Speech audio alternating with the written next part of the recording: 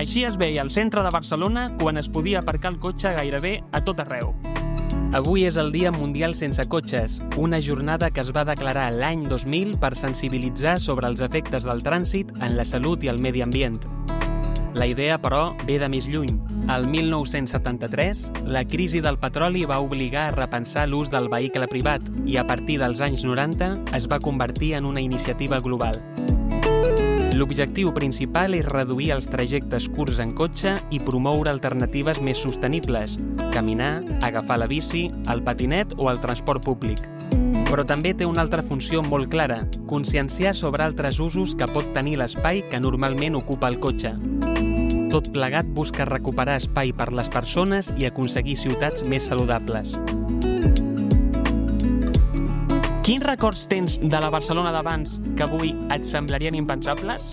Et llegeixo els comentaris.